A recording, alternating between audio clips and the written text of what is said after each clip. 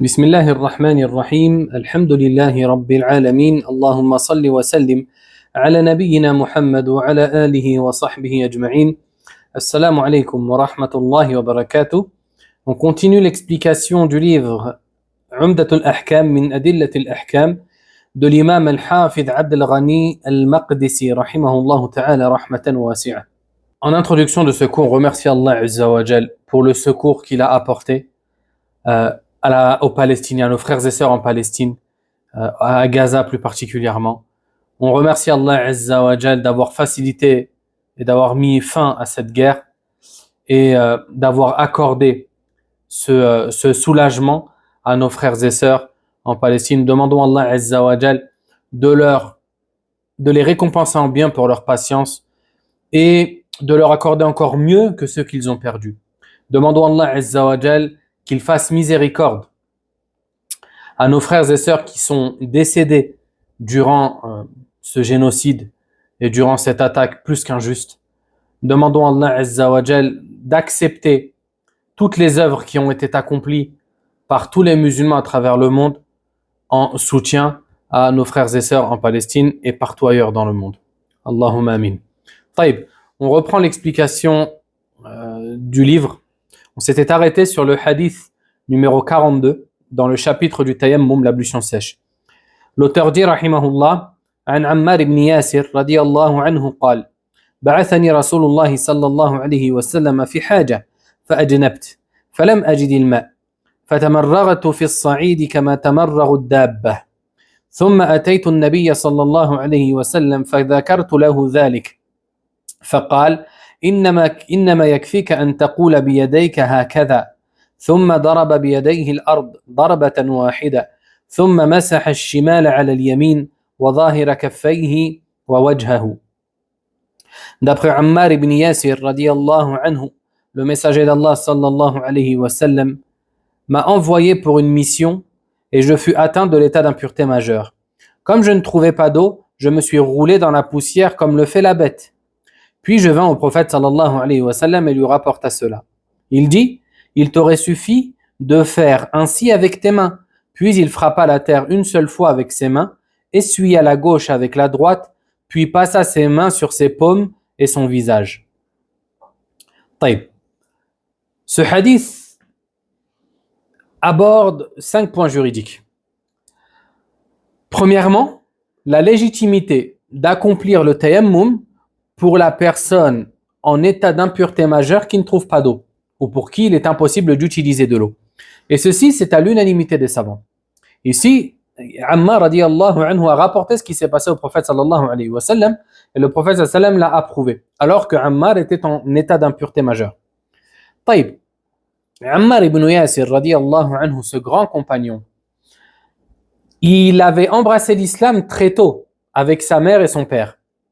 Sa mère, la fameuse Soumaïa, fut la première personne, le premier des croyants, la première croyante à mourir dans le sentier d'Allah Azza wa Jal.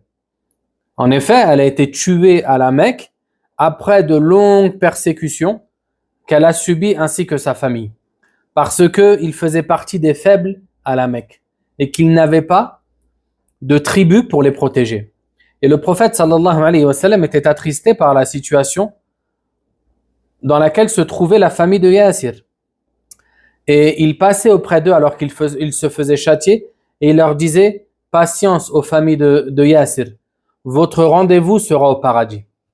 Il leur faisait la bonne nouvelle sallallahu alayhi wa sallam qu'ils allaient entrer au paradis, et aussi afin d'amoindrir et de diminuer les souffrances dans lesquelles ils se trouvaient. Radiyallahu anhum, qu'Allah Azza wa Jal soit satisfait d'eux. Taïb. Ainsi donc, le premier point juridique, on l'a vu. Le deuxième concerne le nombre de frappes qu'il faut faire lors du tayammum. Combien de fois faut-il frapper la terre ou la pierre, etc. lors du tayammum? Les savants ont divergé. Le premier avis consiste à dire que lors du tayammum, une seule frappe suffit. Et ça, c'est l'opinion la plus célèbre dans l'école de l'imam Ahmed. Et c'est l'opinion qui a été choisie aussi par la majorité des savants du hadith. Elle a été choisie par Cheikh al-Islam ibn Taymiyyah rahimahullah ta'ala. Ils se sont appuyés sur les preuves suivantes. Premièrement, le hadith du chapitre. Ici, Ammar radiallahu anhu nous dit clairement que le prophète sallallahu alayhi wa sallam, lorsqu'il a fait le tayammum devant lui, il a frappé une seule fois le sol. La deuxième preuve est dans le hadith de Ammar aussi, mais dans une autre version. Le prophète sallallahu alayhi wa sallam a dit une frappe pour le visage et pour les paumes. D'accord? Taïb. Et le hadith a été rapporté par Ahmed ainsi que Tirmidhi et d'autres. D'accord? Et avec une chaîne de transmission authentique. Taïb. Ça, c'est le premier avis qui consiste à se dire qu'on fait une seule frappe. Le deuxième avis consiste à dire que le tayammum nécessite deux frappes. Une frappe pour les mains et une frappe pour le visage. Et ça, c'est l'opinion des Ahnaf, des Hanafites et des Malikiyya, des Malikites. Et ainsi que des Shafi'ites. Taïb.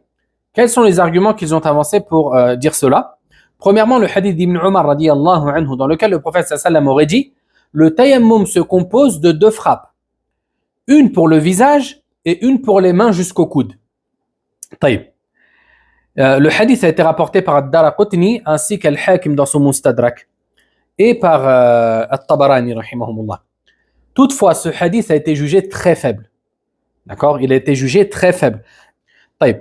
Et lorsque on dit d'un hadith qu'il est très faible, c'est-à-dire que ce dernier ne peut pas être pris pour argument afin de statuer juridiquement.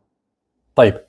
Le deuxième hadith sur lequel ils se sont appuyés pour dire que le tayammum nécessite deux frappes, c'est le hadith de Jabir radiyallahu anhu, dans lequel le prophète sallallahu alayhi wa sallam aurait dit le tayammum consiste en une frappe pour le visage et une frappe pour les bras jusqu'au coude. Taïb. Le hadith a été rapporté par Ad-Daraqutni ainsi qu'Al-Hakim et Al-Bayhaqi. Toutefois, attribué au prophète sallallahu alayhi wa sallam, il n'est pas authentique. D'accord? Et ça, ce sont des propos d'un sahabi et non pas du prophète sallallahu alayhi wa sallam. Ce qu'on appelle dans la science du hadith mawqouf. Taïb. Ça, ce sont les deux arguments sur lesquels ils se sont appuyés. Et arrivé ici, on constate que l'avis le plus proche, wallahu a'lam, consiste à dire que le tayammum, il suffit de frapper une fois le sol ou une pierre ou toute autre matière provenant de la terre. Une frappe suffit, aussi bien pour le visage que pour les mains. On n'a pas besoin de faire deux frappes. Le troisième point juridique concerne le fait de savoir qu'est-ce qu'on doit essuyer lors du tayammum. Est-ce qu'on doit essuyer les mains, le visage, les mains, ou est-ce qu'on doit essuyer le visage avec les mains jusqu'au coude, etc. Les savants ont divergé. Toutefois, le premier avis consiste à dire que le tayammum concerne seulement le visage ainsi que les mains. Et ça, c'est l'opinion de l'imam Ahmed rahimahullah et le choix de Cheikh al-Islam ibn Taymiyyah. Ils se sont appuyés sur les preuves suivantes. Premièrement, la parole d'Allah Azza wa Jal, famsahu biwujuhikum wa aydikum. Essuyez-en vos mains et vos visages.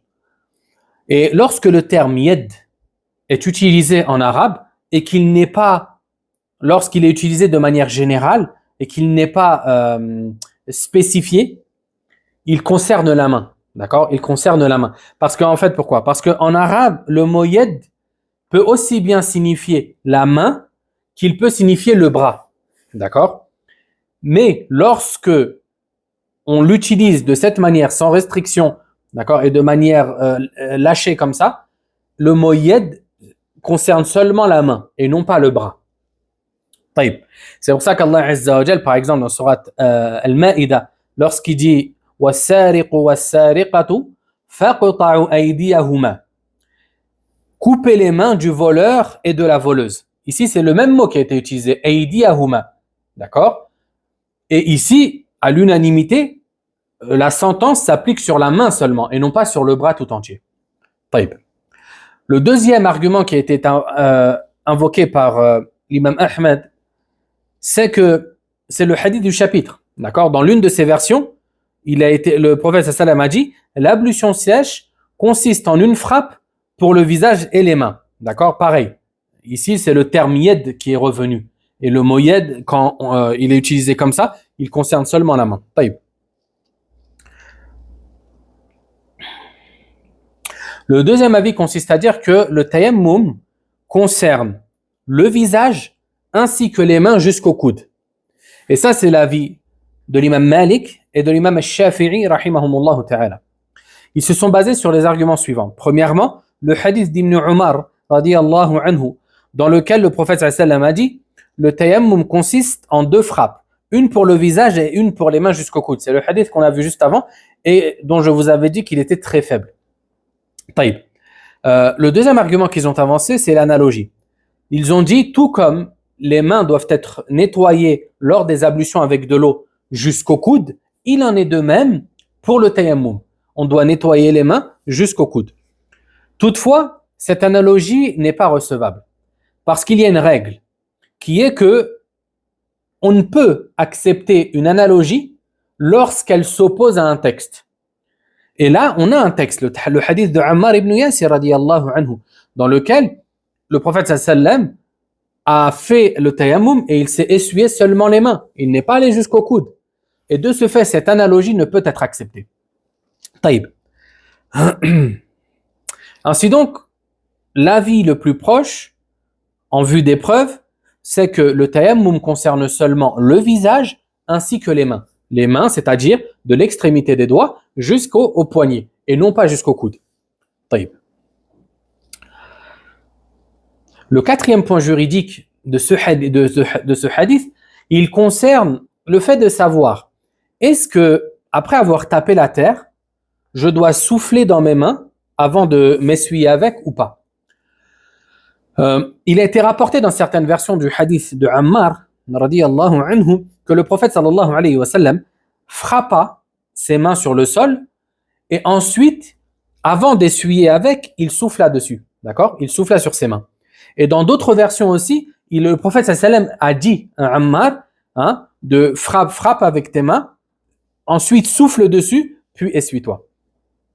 Taïb. Et ça nous indique qu'il est légiféré d'agir ainsi.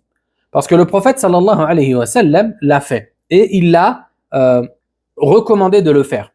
C'est quel est l'intérêt de souffler dans ses mains avant de s'essuyer? C'est afin d'éliminer le surplus de poussière qu'il pourrait y avoir sur les mains. Et afin qu'on ne se retrouve pas avec de la poussière sur le visage. Et ça, c'est l'avis des Hanafites, des Malikites et de l'imam al-Shafi'i rahimahullah ta'ala dans son ancien avis. Le cinquième point juridique et le dernier concerne le fait de savoir par quel membre faut-il commencer lors du tayammum. Est-ce qu'il faut commencer par le visage ou bien il faut commencer par les mains? Et ça va en diverger, d'accord? Toutefois, l'avis qui semble le plus juste, wallahu a'lam, consiste à dire que on commence par le visage et on termine par les mains. Et ceci pour plusieurs raisons. Premièrement, la parole d'Allah Azza wa Jal, famsahu biwujuhikum wa aydikum. Essuyez vos visages et vos mains. Allah Azza wa Jal a commencé par le visage. Deuxièmement, ceci concerne ou concorde avec la hiérarchie dans les membres des ablutions avec de l'eau. On commence par le visage avant ses mains. Et le troisième argument consiste à dire que la plupart des versions qui ont été rapportées, des versions authentiques qui ont été rapportées concernant la description du tayammum, elles ont toutes commencé par le visage avant de commencer par les mains. La plupart. Taïb. Ainsi, l'avis le plus proche, wallahu alam, consiste à dire que on commence par le visage et ensuite les mains. Taïb. Ici maintenant, on a vu la théorie, il est donc convenable qu'on l'applique. D'accord? Ici, imaginez-vous que devant moi, j'ai de la terre, du sable, une pierre ou toute autre matière qui provient de la terre. Je fais comme le prophète sallallahu alayhi wa sallam a dit. Je tape une fois avec mes mains, je les prends, je souffle dessus, ensuite, j'essuie mon visage de cette manière, puis avec ma main droite, j'essuie ma main gauche, comme ça. Avec ma main gauche, j'essuie ma main droite, et voilà, j'ai terminé. Et ensuite, toutes les conditions qui ont été évoquées par certains jurisconsultes, d'accord, comme le fait d'écarter mes doigts avant de taper la terre, etc., ceci, il n'y a pas de preuve à son sujet. Ainsi donc, la règle de base, c'est que ces choses-là ne sont pas à faire, jusqu'à preuve du contraire. D'accord? Et aussi, et ça c'est quelque chose d'important à noter, le tayammum a été légiféré dans un but de faciliter aux croyants sa pratique, car il n'a pas d'eau, etc. Ainsi, ce qui convient et ce qui est en concordance avec la législation islamique, c'est que c'est une pratique simple. D'accord? C'est une pratique simple. Certains vont vous dire non, il faut aussi passer entre les doigts, etc., etc. Regarde, le hadith ici, le hadith de Ammar, radiyallahu anhu, c'est un hadith de référence dans le sujet qu'on traite. D'accord? Et la description du prophète sallallahu alayhi wa sallam était très simple. Et son application du tayammum était très simple. Il a dit innama kana yakfika an taqula bi yadayka hakadha. Il te suffisait de faire avec tes mains ainsi. Il a tapé une fois, il s'est essuyé le visage sallallahu alayhi wa sallam, il s'est essuyé les mains et c'était terminé. Et c'est ainsi qu'on doit agir. D'accord? Il ne faut pas rendre les choses compliquées, mettre des conditions alors qu'il n'y a pas de texte prouvant ces conditions, etc. Car notre religion ou les statuts juridiques de notre religion, on les tire des textes et on ne les tire pas de la parole des hommes. D'accord? Bien que, et ça c'est, là je ne suis pas en train d'accuser les jurisconsultes en disant qu'ils apportent des choses d'eux-mêmes. Non. Ils ont des règles, ils ont peut-être des hadiths qu'ils considèrent authentiques, des versions qu'ils considèrent authentiques, la pratique de certains compagnons, etc., etc.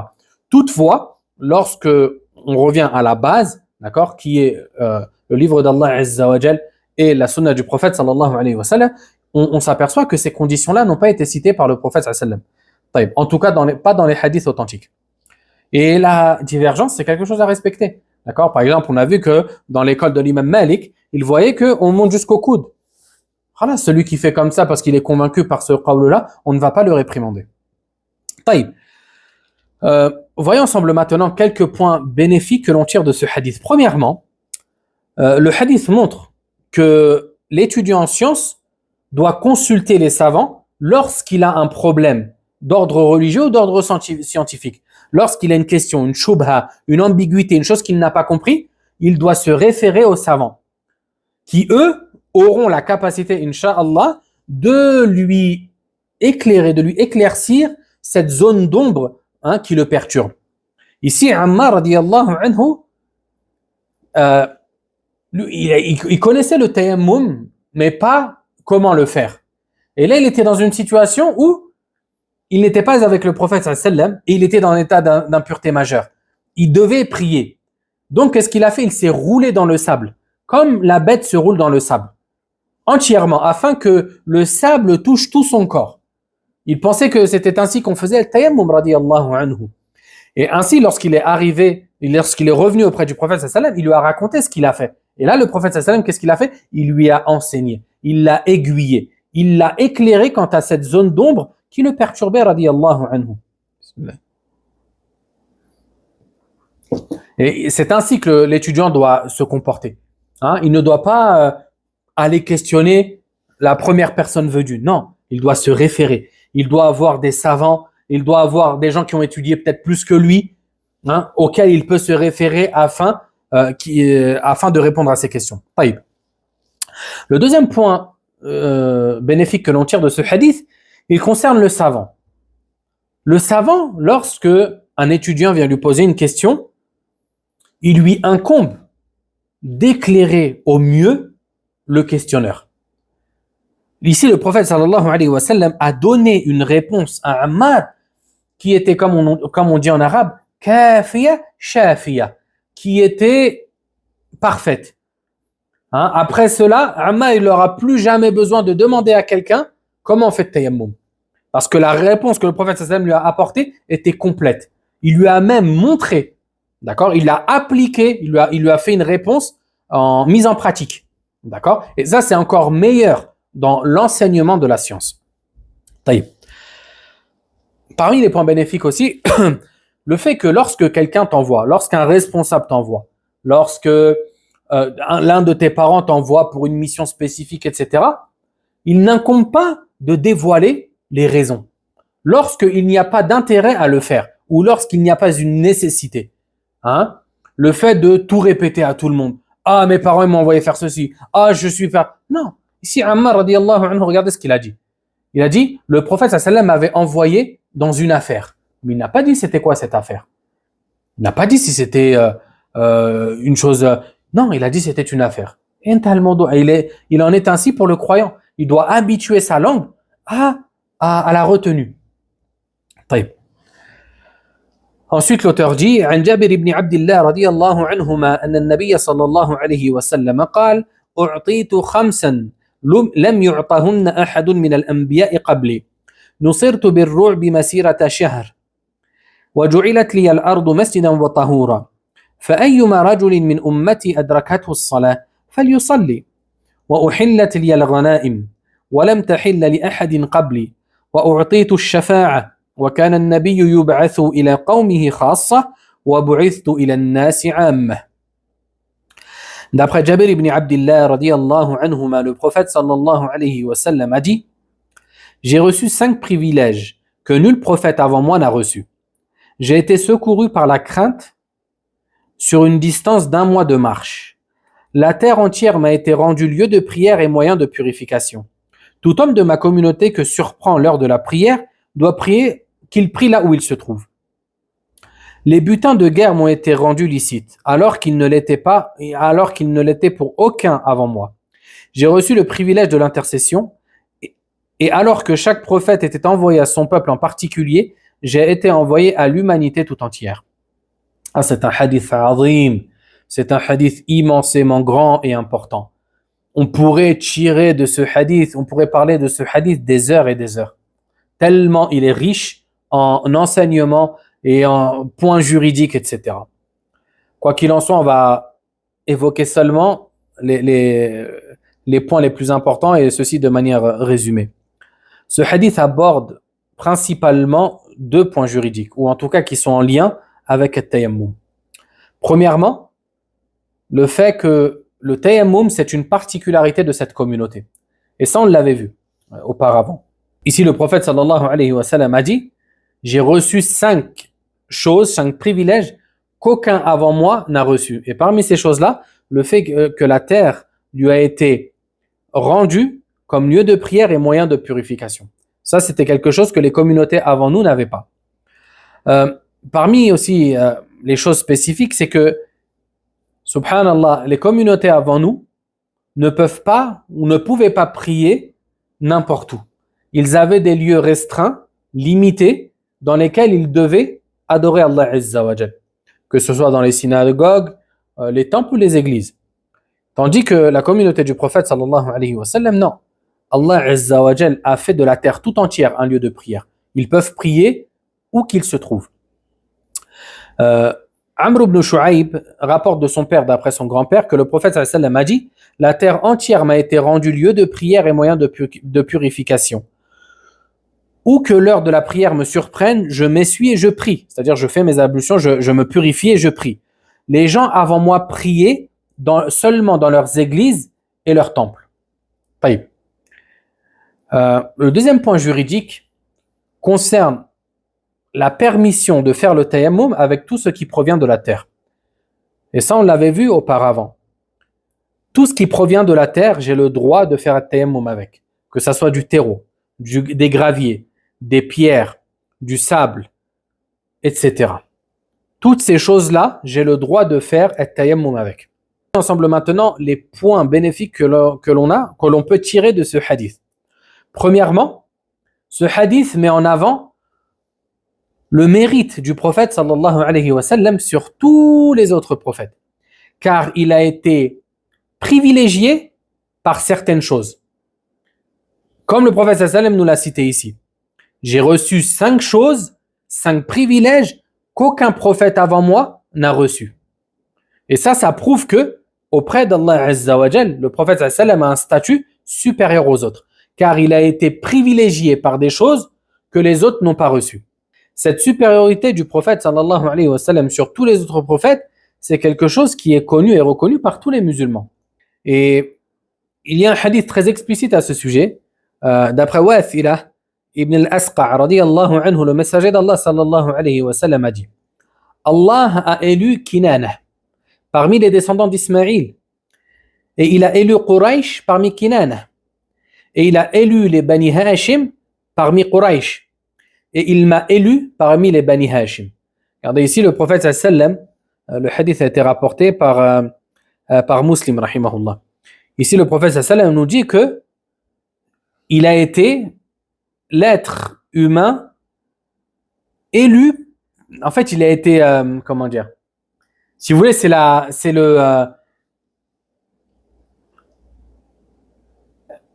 quintessence de l'élection, si je puis dire. Hein? Allah Azza wa Jal a choisi Kinana parmi les enfants d'Ismaïl. Et parmi Kinana, il a choisi Quraysh. Parmi les enfants de Kinana, il a choisi Quraysh. Et parmi les tribus de Quraysh, il a choisi Bani Hashim. D'accord? Et parmi les Bani Hashim, il a choisi le prophète sallallahu alayhi wa sallam. Ceci prouve qu'Allah Azza wa Jal, la créature qu'il aime le plus dans ce bas monde, c'est le prophète Mohammed sallallahu alayhi wa sallam. Et Abu Huraira radiyallahu anhu aussi a rapporté le hadith, le messager d'Allah sallam a dit: je suis le maître des fils d'Adam au jour de la résurrection. Le premier pour qui la tombe sera ouverte, le premier intercesseur et le premier dont l'intercession sera acceptée. Et le hadith était rapporté par Muslim. Ici, le prophète sallam nous dit: Ana sayyidu bani Adam, le maître des enfants d'Adam, et ceci de manière absolue, sallallahu alayhi wa sallam. Et bien sûr, le prophète sallam ne disait pas cela par orgueil ou par vantardise, mais il informait. C'est pour ça que, il me semble, c'est dans ce hadith-là, le prophète sallam, après ses propos, il dit: Wala fakhr. Et je ne dis pas cela pour me vanter. D'accord? Mais le prophète sallam disait cela afin d'informer les gens quant à une réalité qui ne peut être démentie. Et subhanallah, ce genre de hadith, de nos jours, il prend tout son sens. Parce que on a plusieurs sectes, plusieurs groupes qui apparaissent par-ci, par-là, d'une époque à une autre, prétendant beaucoup de choses. Parmi ces choses-là, le fait que, par exemple, prenons l'exemple des soufis. Lorsqu'ils nous disent que les saints, al-awliya, les alliés d'Allah Azza wa Jal, sont meilleurs que les prophètes. Ici, ils rejettent cette réalité que le prophète sallam a affirmée, qui est que c'est le maître des enfants d'Adam, sallallahu alayhi wa sallam. Et ne pensez pas que lorsque un soufi, et ce sont bien sûr certains groupes parmi les soufis, et ce ne sont pas tous les soufis qui affirment cela, lorsque le soufi dit cela, ça a des conséquences. Lorsqu'il dit le wali, le saint est meilleur que le prophète, ça implique que ce que le wali va dire et va faire, ça va être, ou que la voix du wali va être meilleure que la voix du prophète sallallahu alayhi wa sallam, étant donné que le wali est meilleur que le prophète. Vous voyez? Et donc, en réalité, à cause de cette affirmation-là, cette personne-là peut venir avec une nouvelle religion. Et certains sont allés très loin dans cette voie, au point de dire que le cheikh, d'accord, ton maître spirituel, a le droit, subhanallah, il a le droit de te dire d'aller à telle prière ou de ne pas aller à telle prière. Il a le droit de te dire de ne pas aller au Jumu'ah et tu dois l'écouter. Ça c'est ajib. Ça c'est extrêmement dangereux. Parce qu'en fait là le wali c'est devenu un musharri', c'est devenu un législateur qui légifère à la place d'Allah Azza wa Jal. Et ça c'est une forme de mécréance majeure à l'unanimité. Le fait de légiférer. Hein, ça on l'avait vu dans Kitab al-Tawhid. Ça c'est une spécificité d'Allah. Seul Allah Azza wa Jal a le droit de dire ceci c'est halal et ceci c'est haram. Qu'Allah Azza wa Jal nous guide sur le droit chemin. Taïb. Le deuxième point bénéfique que l'on tire de ce hadith, c'est le fait que la communauté du prophète sallallahu alayhi wa sallam a été préférée parmi toutes les autres communautés.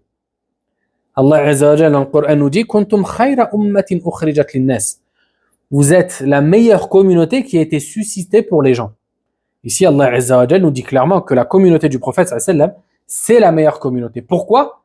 Ta'muruna bil ma'ruf وتنهون عن المنكر وتؤمنون بالله. Vous ordonnez le convenable, vous interdisez le blâmable et vous croyez en Allah. Regardez, subhanallah. À la suite de cette khayriya, de l'évocation de ce caractère meilleur de la communauté, Allah Azza wa Jalla a évoqué les caractéristiques qui font de cette communauté quelle est la meilleure. Subhanallah. Et dans une version du hadith, ça a été rapporté clairement. Le prophète sallam a dit nous avons été favorisés sur les gens par trois choses. Taïb. Le troisième point bénéfique que l'on tire de ce hadith, c'est que Allah Azza wa Jal a spécifié son prophète sallam ainsi que cette communauté par le secours, par la crainte. Qu'est-ce que ça veut dire? Ici, le prophète sallam dans le hadith, il nous dit j'ai été secouru par la crainte sur une distance d'1 mois de marche. Ça signifie que Allah Azza wa Jal a accordé à son prophète sallallahu alayhi wa sallam un secours. Ce secours, quelle est sa nature?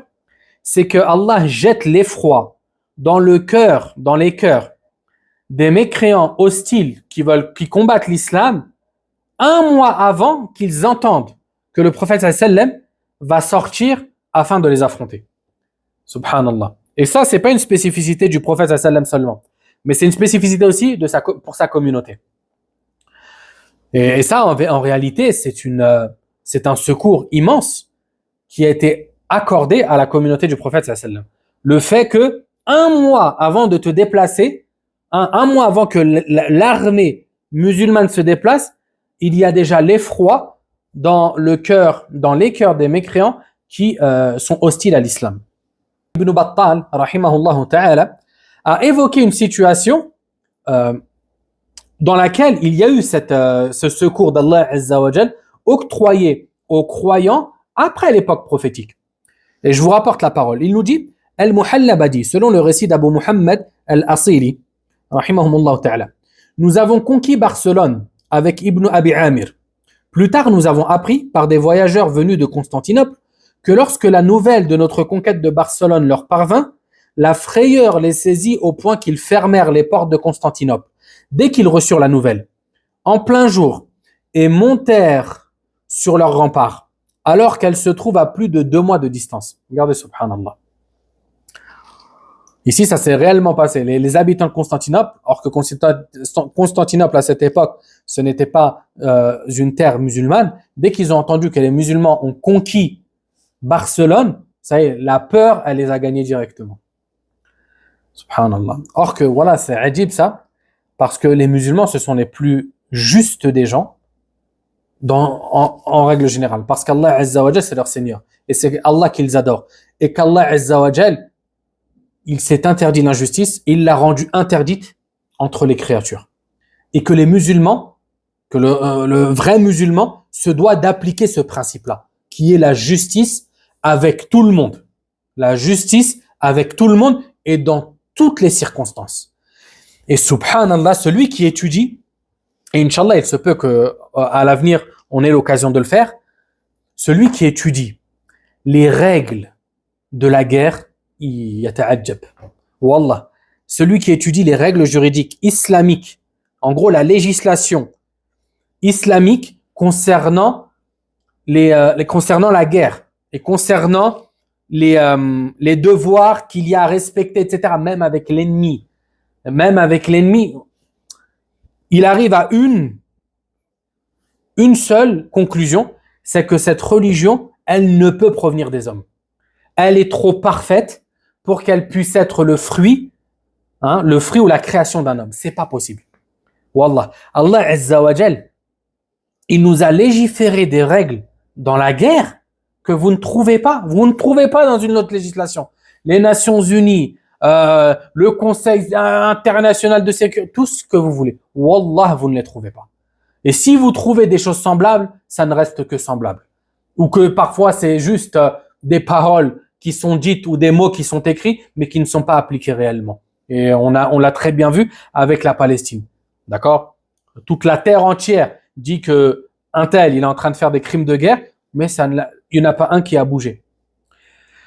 Quoi qu'il en soit, l'islam appelle à une justice, une équité qui n'a pas de semblable. Wallah qu'il n'a pas de semblable. Et ça, subhanallah, c'est l'une des raisons qui fait qu'on doit remercier Allah Azza wa Jal jour et nuit d'avoir fait de nous des musulmans et de nous avoir envoyé ce prophète sallallahu alayhi wa sallam afin qu'il nous enseigne, afin qu'il soit la cause qu'on sorte des ténèbres de l'ignorance vers la lumière de la guidée et de la justice. Allah, le musulman, et ça c'est si vous devez retenir une chose aujourd'hui, retenez cela. C'est que le musulman se doit d'être juste avec tout le monde, avec le petit, avec le grand, avec l'homme, avec la femme, avec les animaux. Wallah, le prophète sallam, il était juste avec les animaux. Il avait de la miséricorde envers les animaux. Un jour, un chameau, et ça fait partie des signes de sa prophétie sallam, s'est plaint au prophète sallam. Allah lui a fait comprendre les mots du chameau qui se plaignait du traitement que lui infligeait son propriétaire. Le prophète sallam, qu'est-ce qu'il a dit? Il a dit c'est un chameau, je vais pas me mêler, je vais pas défendre un chameau moi. Non. Le prophète sallam, il n'était pas comme ça. Le prophète sallam, il a interpellé le propriétaire de cette bête. Il lui a dit crains Allah dans cette bête et ne la charge pas d'une difficulté qu'elle ne peut surmonter. Alayhi salam. Parmi les points bénéfiques que l'on tire de ce hadith aussi, c'est, comme on l'a vu juste avant, la particularité qui a été accordée à cette communauté de pouvoir prier dans n'importe quel endroit sur terre. D'accord? Et bien sûr, cette généralité, elle a été spécifiée par d'autres textes. C'est-à-dire qu'il y a des endroits sur terre où on n'a pas le droit de prier. Et ces endroits sont au nombre de 3. Premièrement, les enclos des chameaux. D'accord? Le prophète sallallahu alayhi wa sallam a interdit de prier dans les enclos de chameaux. Le deuxième endroit, c'est les cimetières. Le prophète sallallahu alayhi wa sallam a interdit de prier, de prier, oui, dans les cimetières. Et le troisième endroit, ce sont les toilettes. Qu'Allah Azza wa Jal vous honore. Le prophète sallallahu alayhi wa sallam a interdit de prier dans les toilettes. Taïb. Concernant les enclos de chameaux, Jabir ibn Samura radiyallahu anhu a dit qu'un homme demanda au messager d'Allah sallallahu alayhi wa sallam, dois-je me purifier après avoir consommé de la viande de mouton? Le prophète sallallahu alayhi wa sallam lui répondit, si tu veux, fais tes ablutions, et si tu veux, ne les fais pas. Ensuite, l'homme demanda, dois-je me purifier après avoir consommé de la viande de chameau? Le prophète sallallahu alayhi wa sallam lui répondit oui. Ensuite, l'homme demanda, puis-je prier dans les enclos des moutons? Le prophète sallallahu alayhi wa sallam lui répondit oui. Et là, il lui demanda encore, puis-je prier dans les enclos des chameaux? Et là, le prophète sallallahu alayhi wa sallam lui répondit non. Taïb. Le hadith a été rapporté par Muslim. Ici, ça nous indique clairement qu'il est interdit de prier dans les enclos des chameaux. Quant au cimetière et aux toilettes, ça a été rapporté dans le hadith d'Abu Sa'id radiyallahu anhu, al-Khudri. Le prophète sallallahu alayhi wa sallam a dit, la terre entière est un lieu de prière, sauf les cimetières et les toilettes. Le hadith a été rapporté par l'imam Ahmed, par Abu Daoud, At-Tirmidhi, Ibn Majah, avec une chaîne de transmission dans laquelle il y a les savants divergés. Taïb. Il y a un quatrième lieu dans lequel on n'a pas le droit de prier, ce sont les lieux impurs. Un lieu dans lequel le sol est impur, on n'a pas le droit de prier dessus, et ceci à l'unanimité des savants. Taïb. Le cinquième point juridique qu'on tire de ce hadith, c'est la permission qui a été faite à cette communauté de pouvoir bénéficier des butins de guerre. Les butins de guerre, ce sont toutes les richesses que les musulmans vont posséder après une guerre contre des non-musulmans. Taïb. Ce qu'on appelle en arabe al-anfal. C'est pour ça que la sourate numéro 8 du Coran, elle s'appelle al-anfal, qui veut dire les butins de guerre. Taïb. Les communautés avant nous n'avaient pas le droit de disposer de ces butins de guerre. Et lorsque ils combattaient et qu'ils avaient des butins, ils devaient rassembler ces derniers et un feu venait et brûlait ces butins-là. Et ils n'avaient pas le droit de les posséder. Le prophète sallallahu alayhi wa sallam a dit, un prophète parmi les prophètes partit au combat. Il dit alors à son peuple, qu'aucun homme ne me suive s'il vient d'épouser une femme avec laquelle il désire encore consommer le mariage. Ni celui qui a construit une maison sans en avoir encore posé le toit, ni celui qui a acheté des brebis ou des chamelles pleines et attend leur mise bas. Il partit donc en expédition et lorsqu'il s'approcha d'un village à l'heure de la prière du Asr, ou peu avant, il dit au soleil, tu es sous un ordre et moi je suis aussi sous un ordre. Oh Allah, retarde-la pour nous.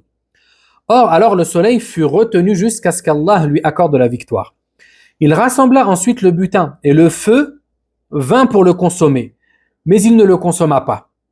Le prophète dit alors, il y a parmi vous un bien détourné, ce qu'on appelle en arabe al-ghulul, que de chaque tribu un homme vienne me prêter serment.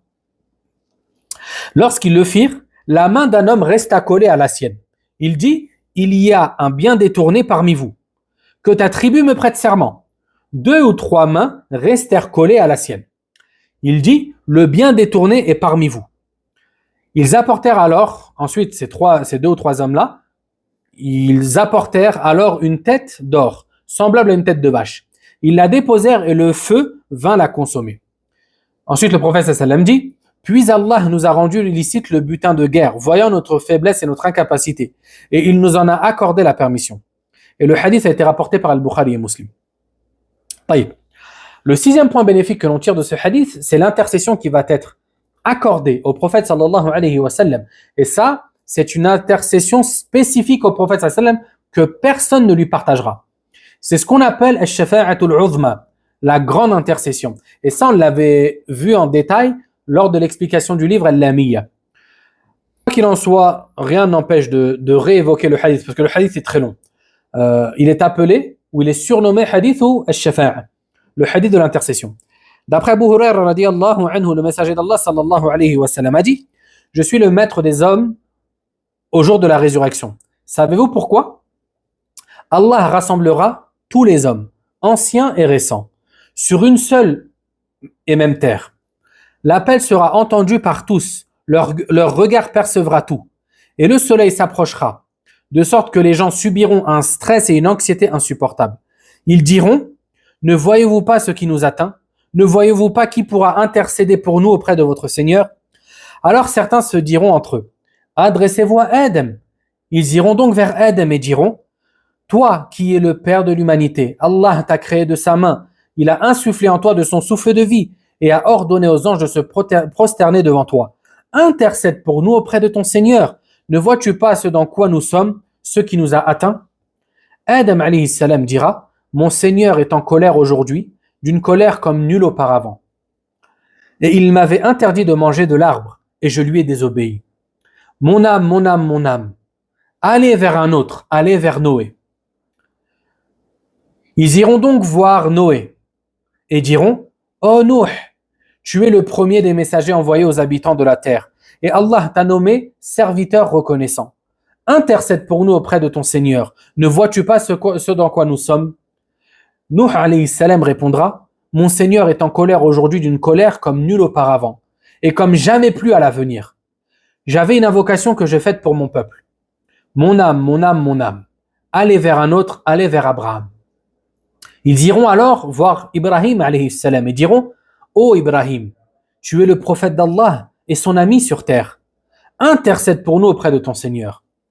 Ibrahim alayhi salam répondra, mon Seigneur est en colère aujourd'hui d'une colère que nul avant moi n'a connue et qu'aucun après moi ne connaîtra. J'ai menti 3 fois. Mon âme, mon âme, mon âme. Allez vers un autre, allez vers Moïse.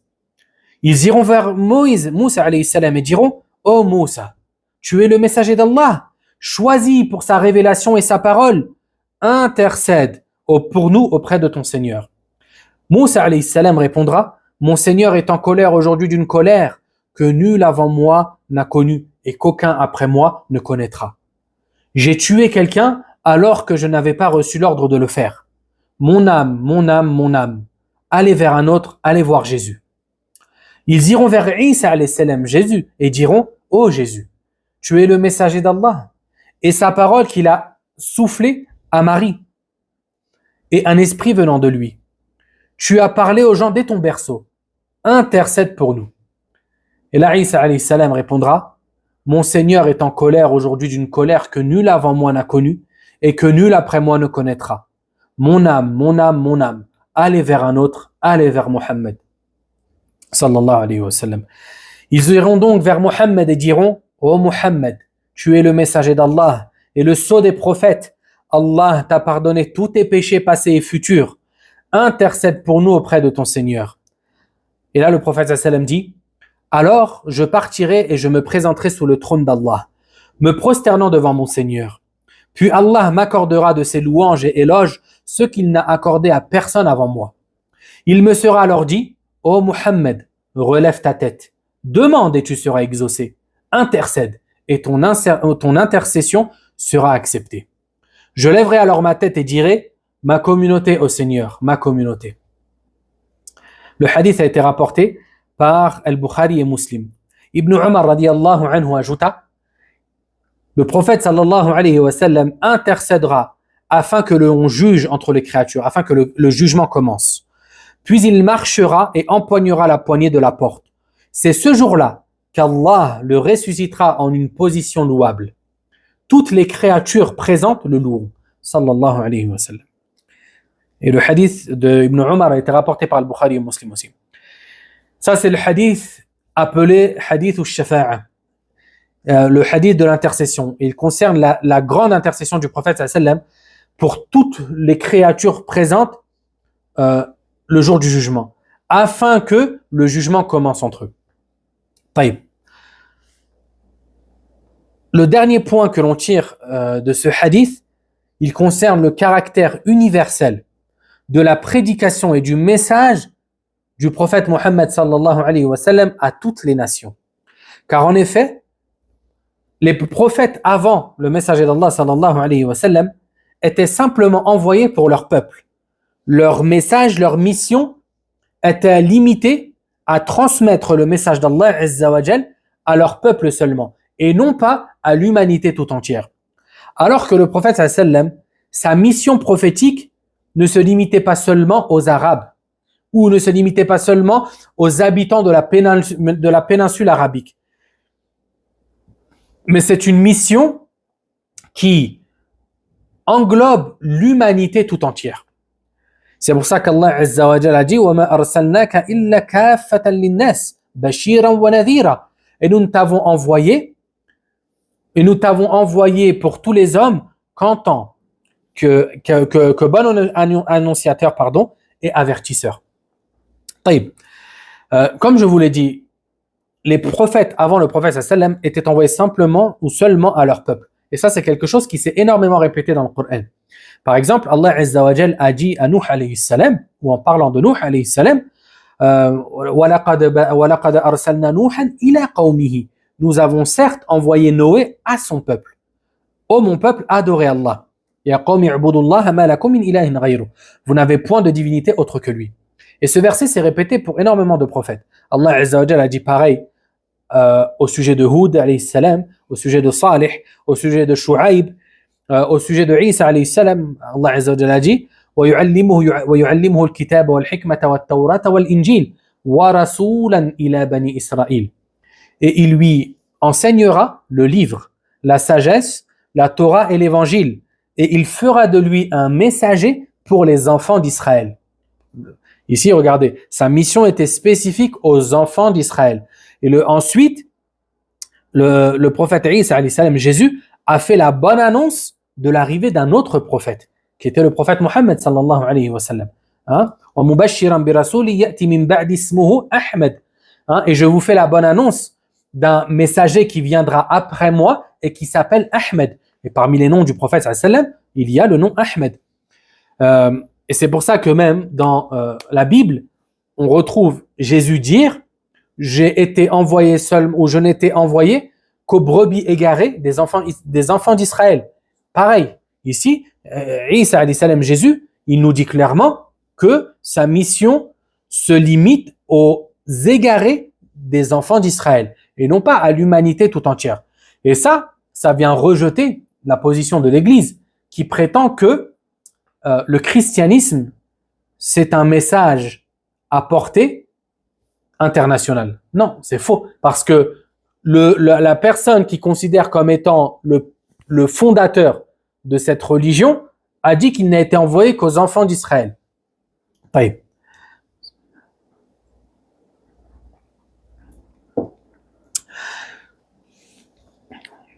Et subhanallah, le prophète sallam n'a pas été envoyé seulement aux êtres humains, il a été envoyé aux djinns ainsi qu'aux hommes. Et c'est pour ça qu'Allah Azza wa Jalla a dit وَمَا أَرْسَلْنَاكَ إِلَّا رَحْمَةً لِلْعَالَمِينَ. et nous ne t'avons envoyé qu'en tant que miséricorde pour l'univers. Et al-alamin en arabe, c'est le pluriel de alam, d'accord, des mondes.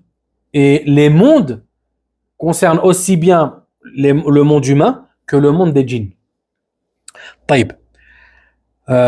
On s'arrête ici pour aujourd'hui. Je vous dis à la semaine prochaine, Inch'Allah. Assalamu alaikum wa rahmatullahi wa barakatuh.